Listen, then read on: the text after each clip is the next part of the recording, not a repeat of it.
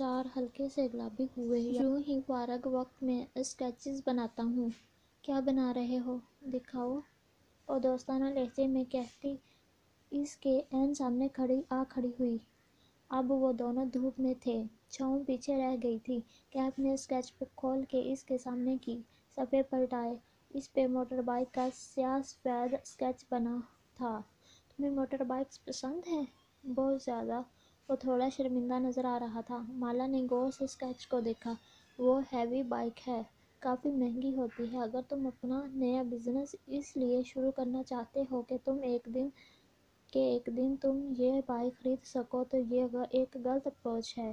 نرمی سے تنبیہ کی۔ اسے سمجھ میں آ گیا تھا کہ وہ نوجوان قرضوں کا شکار کیوں تھا۔ مہنگی بائیکس کا شوق، مہنگا لیپ ٹاپ، قیمتی فوٹوگرافی آلات امپورٹ کروانا، اور وہ اپنی بساط سے اونچی جست لگانا چاہتا تھا، اور ایسے میں زمین اس کے قدموں تلے سے نکل جاتی تھی۔ کیف نے جواب نہیں دیا، کار کی طرف بڑھ گیا جیسے وہ اس کی بات سے اتفاق نہیں کرتا۔ وہ خاموشی سے ڈرائیو کر رہا تھا جب سپارہ کی کال آنے لگی۔ کیف کیسا کام کر رہا ہے؟ تم اس سے مطمئن ہو نا؟ مالا کا فون کار سے کنیکٹڈ تھا۔ آواز خود بخود اسپیکر پہ گونجنے لگی۔ ہاں، کیف اچھا کام کر رہا ہے، کافی سمارٹ اور سمجھدار ہے، ساتھ ہی اپنے نئے بزنس پلان کو بھی وقت دیتا ہے، وہ سادگی سے کہتے ہوئے باہر دیکھ رہی تھی۔ وہ ان لوگوں میں سے نہیں تھی جو کسی کو اس کے سامنے اس لیے نہیں سراہتے کہ وہ سر نہ چڑھ جائے۔